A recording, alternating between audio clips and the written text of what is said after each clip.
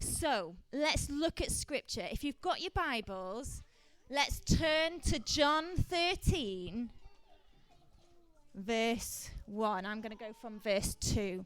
So, if you've got your Bibles, yn y Beibl, dan ni'n Ioan 13, pennod 13. Dyna ni.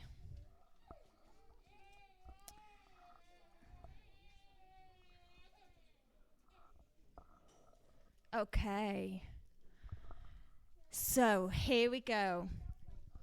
The evening meal was in progress, and the devil had already prompted Judas, the son of Simon Iscariot, to betray Jesus.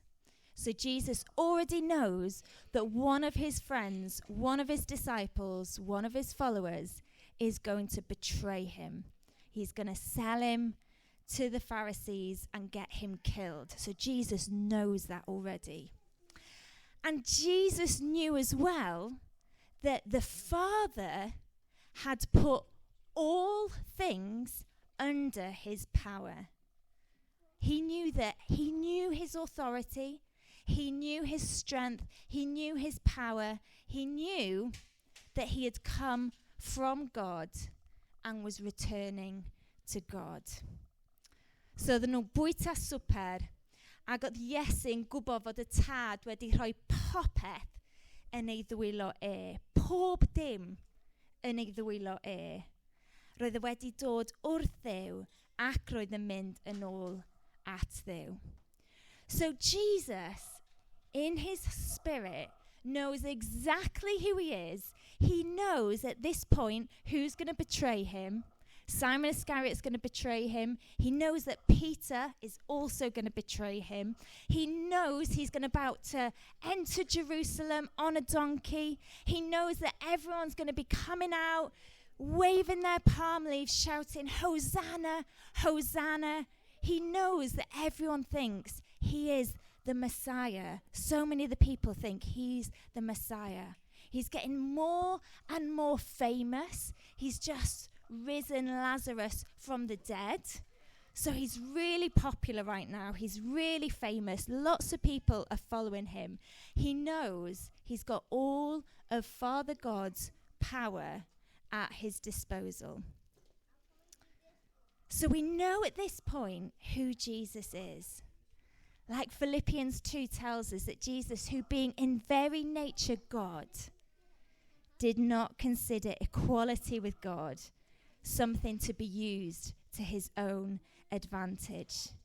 He knew at this moment what his purpose was. He knew his mission was to go into Jerusalem and die on a cross for each and every one of us. He knew where he had come from.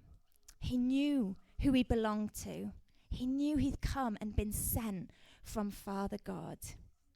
He knew his power and authority.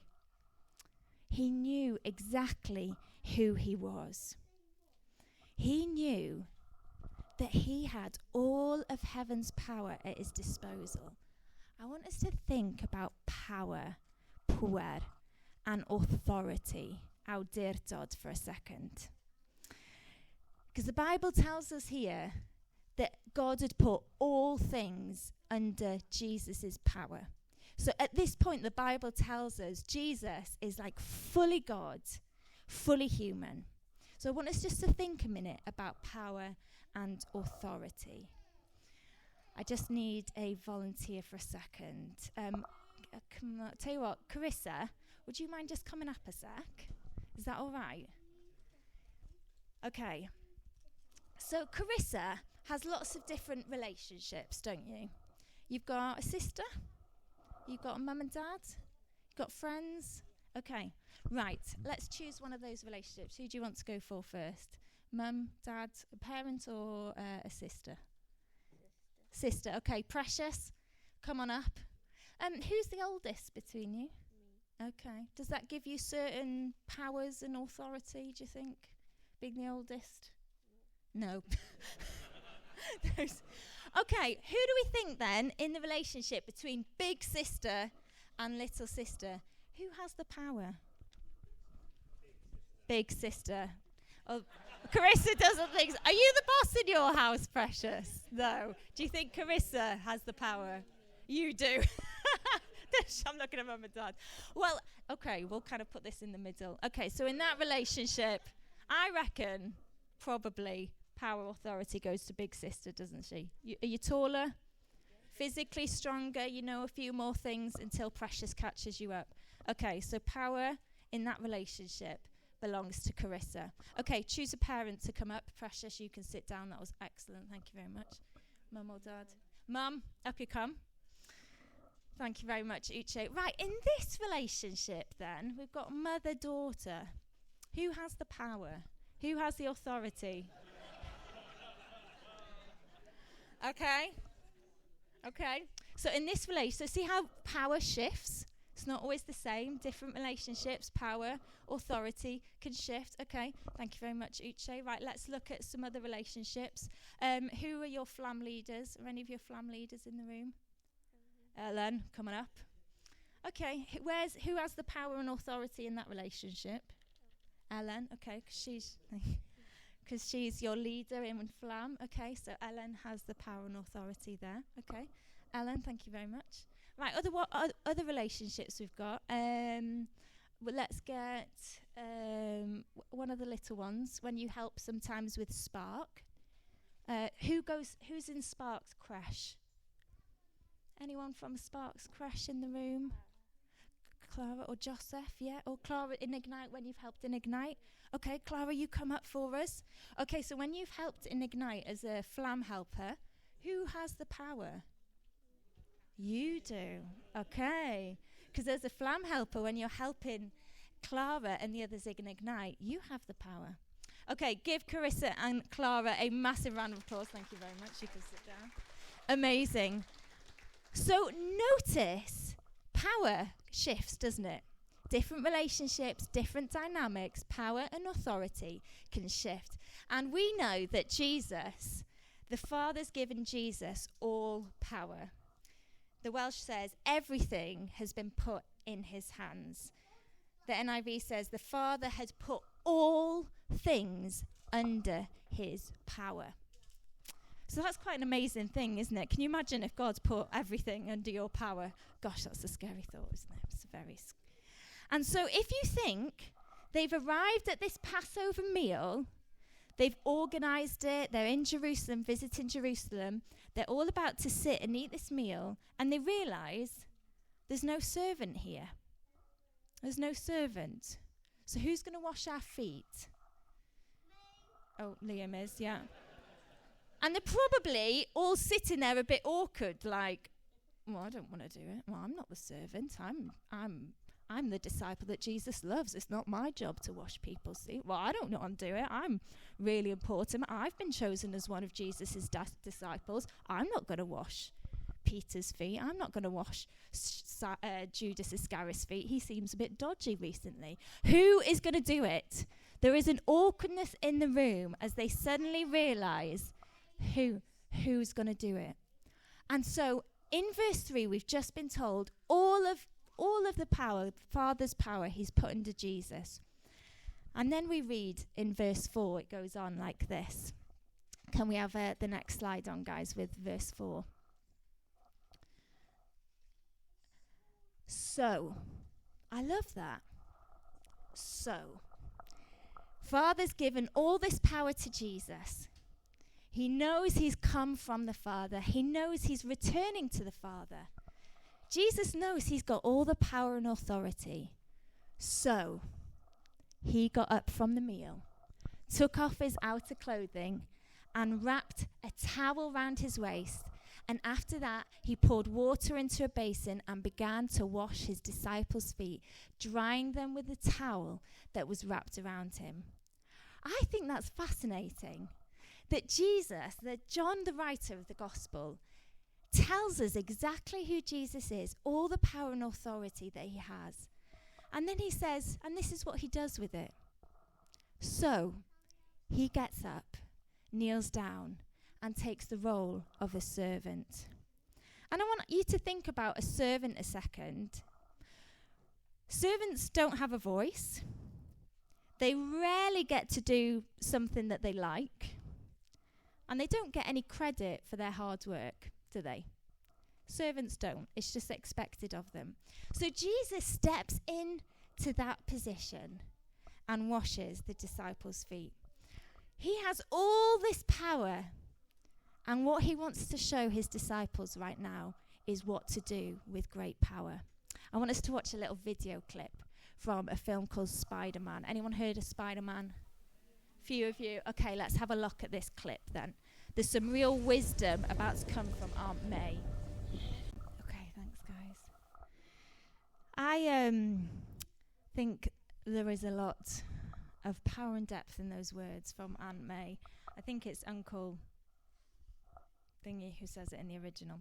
I can't remember his name. Bill? No. Ben, thank you. With great power comes great responsibility. Lesson 2 here that I think Jesus is trying to show his disciples. John is showing clearly his power and authority, but shows what we do with that and how we steward that. He's trying to teach his disciples, gyda grym mawr daw cyfrifoldeb mawr. It's interesting, isn't it? A few weeks ago, we had the baptism gathering. And one of the things, kind of the declarations, the promises that these guys made when they were getting baptized, the third question we asked them was, ydych chi'n addo ei garu a'i wasanaethu am weddill eich oes? Do you promise to love and serve him for the rest of your life? There are decisions we make in our life around what we're living for, what is our purpose. And Jesus knew exactly what his purpose was. He was about to go on the cross to die for the forgiveness of our sins, to bring a renewal to creation. And he was teaching his disciples, serve. Serve God and serve one another. And that was one of the promises the guys getting baptized said. They said, yeah, I promise to love and serve Jesus for the rest of my life. When me and Alan got married, don't laugh at how young we are here and Alan's hair length. And it was excellent. One of the things we wanted to do, because we knew your wedding day is all about you, isn't it? So if we think power, the bride and groom have a lot of the power, really, don't they? I mean, it's up to them, depending on who's paying for the wedding and all those kind of things. But a lot of it, the decisions are yours, aren't they, to what you do. You're the centre of attention. Everyone's there to celebrate you. And one of the things Alan and I wanted to do to mark the beginning of our married life together was to serve. There was something about starting this next chapter of our life, the path we'd chosen, to be one with one another. We wanted to mark it out by serving. And I look back at this and think, oh my goodness, I'm not even wearing a proper apron to cover the white dress. I was absolutely insane. I think I'm wearing one from here upwards. And so what we did was we served tea and coffee to all of our guests at our wedding after the ceremony, because there was something for us around marking out our posture of wanting to serve. And I think there's something around what Jesus is doing, teaching his disciples, that what he wanted for them to learn before, because he was going to leave them soon, wasn't he? He was going to go up to Golgotha and be crucified on the cross. He wanted to teach them the posture of being a servant. Now, the challenge is, isn't it, is the third lesson I think we get from Jesus here. Paid a gadael I neb gerdded drosta ti. Don't live as a doormat. And I think sometimes we can read this gospel from Jesus and think, well, I just always need to be on my hands and knees, serving everybody else, giving out, giving out, giving out, giving out.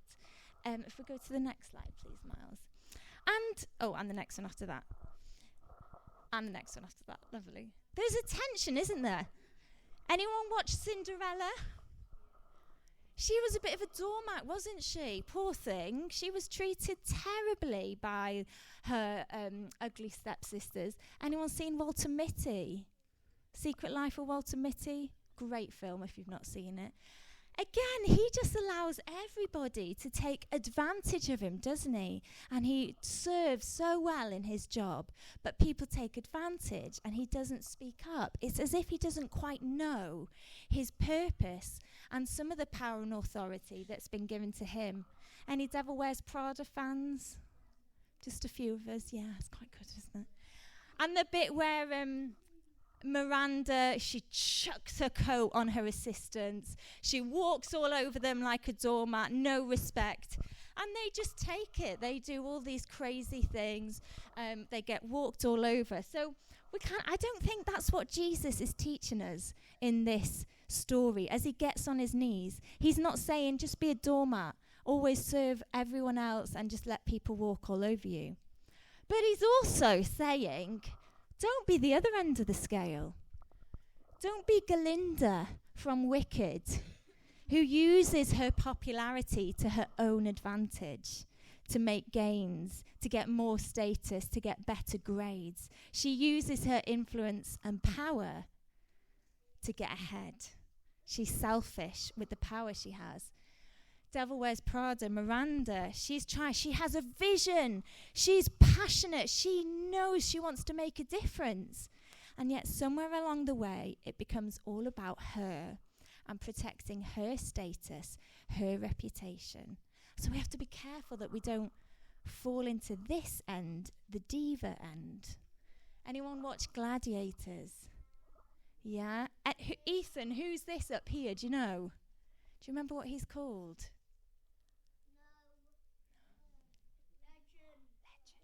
Is it Legend? No, I think it is maybe Legend, yeah. And is he quite big, what's he like? He's a big show-off, isn't he? Thinks he's better than everyone else, doesn't he, Liam? He's a big, big show-off. And he uses all of his power to make it all about him. And so Jesus is trying to teach his disciples, you're about to get more and more famous because what I'm going to do is going to be huge and it's going to change the world forever. You need to be careful that you don't end up over here and use the power of the Holy Spirit for your own advantage, thinking all about you. But also, you don't want to go over here either, because in chapters, if we go to the 2 slides that we skipped, Miles, Jesus says this: when he'd finished washing their feet, he put on his clothes and returned to his place. Do you understand what I've done for you? He asked them. You call me teacher and Lord, and rightly so, for that is what I am. Now that I, your Lord and teacher, have washed your feet, you also should wash one another's feet. I've set you an example that you should do as I have done for you. And remember what Jesus had done. He hadn't just washed his friends' feet. He'd washed his enemies' feet, knowing that they were going to betray him. This is radical inclusion, isn't it?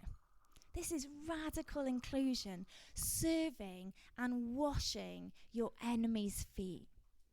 And I think the reason Jesus could do that is because he knew exactly who he was.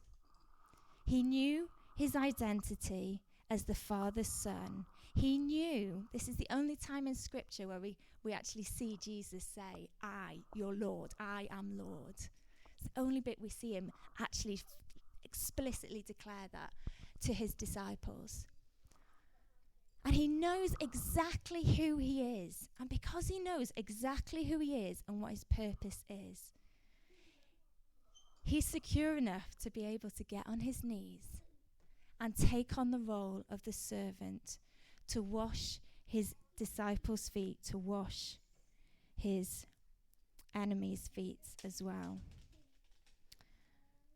And so Alan's going to just lead us in a bit of a response to think, what does that look like for us in 2026? What does it look like for us to follow Jesus serving God and serving one another.